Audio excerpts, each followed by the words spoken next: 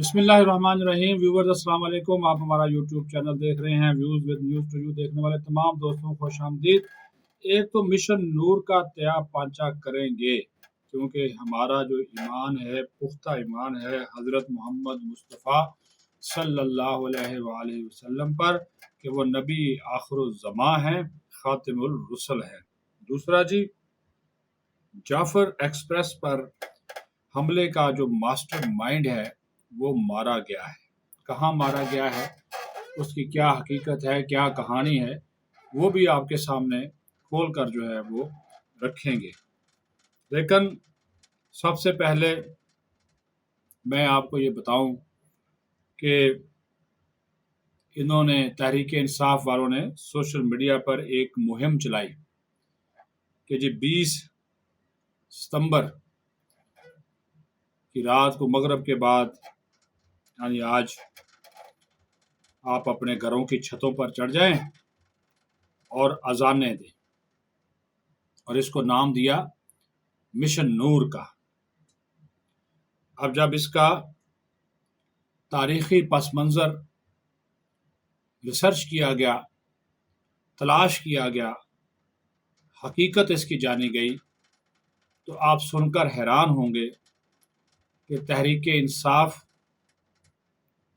के ये social media warriors अब हमारे दीन, हमारे मज़हब पर भी हमलावर हैं।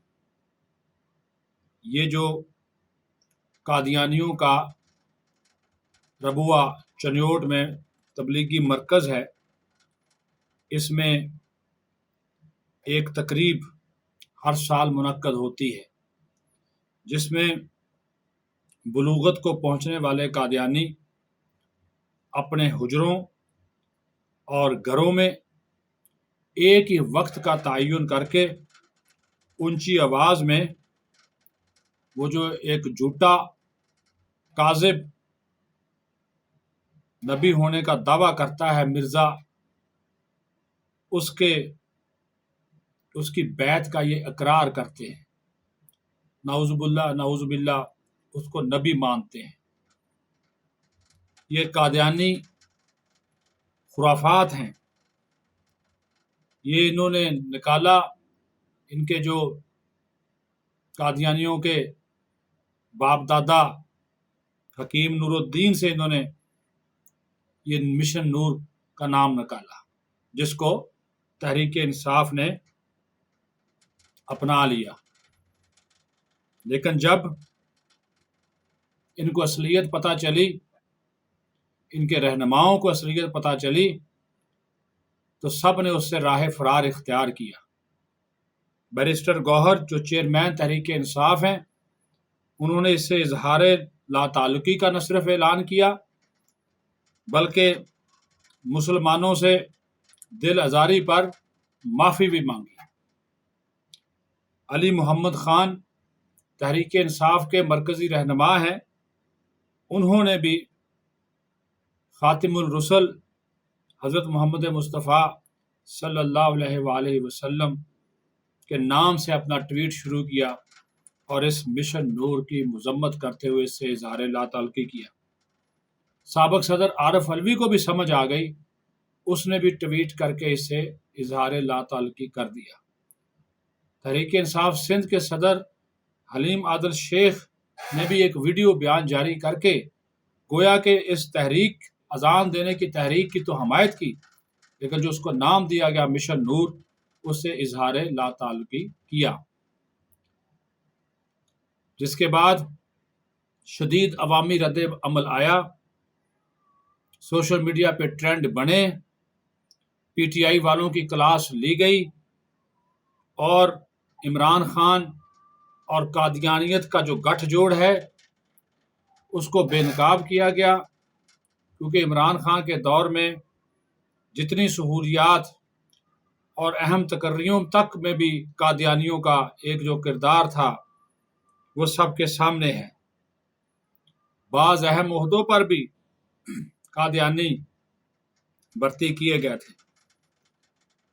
यहूदो हनूद कभी आपके दोस्त नहीं हो सकते। یہ کلیئر کٹ بات ہے، اور قادیانی غیر مسلم ہیں جو کہ ایک ریاست کی تلاش میں ہیں تاکہ اپنے مذہب کی وہاں پہ ترویج کر سکیں، لیکن چونکہ یہ 1973 کے آئین کے مطابق اقلیت قرار دیے جا چکے، غیر مسلم قرار دیے جا چکے، اس وجہ سے ان کا اسلام سے کوئی تعلق نہیں ہے۔ یہ مرتد لوگ ہیں، یہ جھوٹے ہیں، یہ غیر مسلم ہیں، اور ان کا یہ جو ان کا جو مرزا بیٹھا ہوا ہے، مختلف ناموں سے آتے جاتے رہتے ہیں، یہ بھی جھوٹے ہیں، کیونکہ ہم اللہ کے فضل و کرم سے اس پیارے نبی حضرت محمد مصطفیٰ صلی اللہ علیہ وآلہ وسلم کی امت سے ہیں، جو نبی آخر الزماں ہیں، جن کے بارے میں خود قرآن کہتا ہے کہ وہ اللہ کے آخری نبی ہیں اور ان کے بعد کوئی رسول یا پیغمبر نہیں آئے گا۔ یہاں پر تو خدا نہ خواستہ وہ جو فتنہ جیل میں قید ہے، فسادی خان جو قید ہے، اس کو پیغمبرانہ نعوذ باللہ خوبیوں سے یہ لوگ تشبیہ دینے سے بھی باز نہیں آتے۔ یہ ان کے کرتوت ہیں، یہ ان کے کارنامے ہیں، یہ ان کا جعلی پن ہے، بلکہ گھٹیا پن ہے۔ جب ایک چیز طے ہے کہ پیارے نبی کریم صلی اللہ علیہ وآلہ وسلم کے بعد کوئی نبی نہیں ہے، اور یہ ہمارے ایمان کا حصہ ہے، ہمارے ایمان کا حصہ ہے، اور نبی کریم صلی اللہ علیہ وآلہ وسلم پر کروڑوں درود و سلام، ان کی آل پر کروڑوں درود و سلام۔ ہم اس معاملے کے اوپر کسی قسم کی ان کے یہ جو مشن نور ہو یا جس قسم کی یہ باتیں کرتے ہیں، ان کے سیاست اور خدا کے لیے سیاست، اسلام اور مذہب کو گڈ مڈ مت کرو، یہ ان کا وتیرہ جو ہے وہ بنا ہوا ہے۔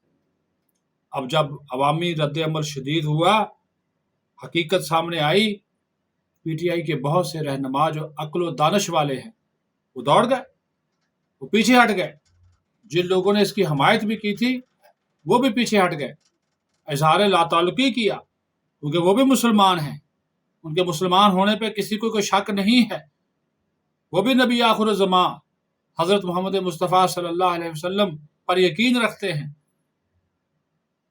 ان کے آخری نبی ہونے پہ یقین رکھتے ہیں، ہمیں ان کے مسلمان ہونے پہ کوئی شک نہیں ہے، اور انہوں نے اس کا اظہار کیا، اسی وجہ سے اظہار لا تعلقی کیا۔ تو اب انہوں نے کیا ڈرامہ کیا؟ اب کہا جی کہ یہ تحریک اذان اس کا نام رکھ دیا کہ اذانیں دیں جی، آپ اذان دیں، کس نے بولا ہے؟ لیکن پھر نماز بھی پڑھے، اذان تو دیتے ہیں نا، اذانیں دیں گے، کتنے نماز پڑھیں گے؟ یہ بھی ذرا سوچ لیجئے گا، یہ انسان کا ذاتی فعل ہے۔ لیکن ویسے بات کر رہا ہوں کہ تحریک انصاف والے جو سوشل میڈیا پہ سارے دوست بیٹھے ہوئے ہیں، پتہ نہیں وہ اذانیں ویڈیو بنائیں گے صرف اپنی اذان دینے کی، نماز پڑھیں گے کیا؟ ہم اس معاملے کی، کیونکہ حساس معاملہ ہے، مذہبی معاملات کو مت چھیڑیے۔ مذہب جو ہے، جو دین اسلام ہے، امن آشتی، بھائی چارہ، یکجہتی کا وہ پیغام دیتا ہے، اس کو کسی اور طرف، اور جو چیزیں آئین میں طے شدہ ہیں، اسلام میں طے شدہ ہیں، احادیث اور قرآن پاک میں طے شدہ ہیں، اور ہمیں پتہ ہے کہ ہمارے پیارے نبی حضرت محمد مصطفیٰ صلی اللہ علیہ وآلہ وسلم ہی آخری نبی ہیں، کوئی نبی ان کے بعد نہیں ہے، تو اس کے بعد بات ختم۔ باقی سب یہ جو لگے ہوئے ہیں جھوٹے، کاذب، مرتد ہیں۔ اب آ جائے یہ جی گل رحمان نامی عرف استاد مرید، گل رحمان عرف استاد مرید، یہ جی جعفر ایکسپریس حملے کا ماسٹر مائنڈ تھا، جو کہ افغانستان میں مارا جا چکا ہے۔ بڑی خبر ہے، سیکیورٹی ذرائع نے اس بات کی تصدیق کر دی ہے، اور 17 ستمبر کو یہ افغانستان میں اس کی ہلاکت ہوئی ہے، اور تمام ذرائع سے تصدیق کرنے کے بعد یہ ہم آپ کو یہ بڑی خبر دے رہے ہیں، کیونکہ یہ کالعدم قرار دی گئی BLA मजीद ब्रिगेड का ये ऑपरेशनल कमांडर और ट्रेनर था। न सिर्फ जाफर एक्सप्रेस पर हमले का मास्टरमाइंड था, जिसमें 27 के करीब अफराद और फोर्सेस के जवान शहीद हो गए थे, बल्कि ये सिक्योरिटी फोर्सेस के साथ साथ चीनी शहरियों, मासूम शहरियों और मुख्तलिफ इदारों पर भी हमलों में मुलव्वस था। चीनी consulate, Perl continental hotel Gwadar, Khuzdar school bus धमाके, कराची कन्फ्यूशस इंस्टीट्यूट के साथ साथ Pakistan stock exchange, Quetta railway station पर भी हमलों में ये गुल रहमान उर्फ उस्ताद मुरीद मुलव्वस था, जो कि अपने अंजाम को पहुंच चुका। इसको पाकिस्तान की दरख्वास्त पर अमेरिका ने इसी मजीद ब्रिगेड को कलअदम और आलमी दहशतगर्द तंजीम करार दिया है, और अब हमारी कोशिश है कि इसको अक़वाम मुत्तहिदा भी आलमी दहशतगर्द तंजीम करार दे, और ये पाकिस्तान ने UN से मुतालबा भी कर रखा है। ये एक बड़ी कामयाबी है कि ये शख्स, ये मास्टरमाइंड अपने अंजाम को पहुंचा। अब ये जो मुख्तलिफ तंजीमें हैं, फितना अल खारिज, फितना अल हिंदुस्तान, हम इस वजह से कहते हैं कि हिंदुस्तान की इनको भरपूर हमायत हासिल है, फंडिंग करते हैं। जो अफगान मुहाजिरीन हैं उनको पैसे देते हैं, और ये डॉलर की गेम इतनी बढ़ गई, पैसे की हवस, कि ये तंजीमें अब आपस में लड़ती हैं पैसे के लिए, और जब एक की बात नहीं मानी जाती तो दूसरे को मार देता है। ये हाल हो रहा है अब इनका, यानी कि इनके अंदरूनी इख्तलाफात इस हद तक जो है वो बढ़ चुके हैं।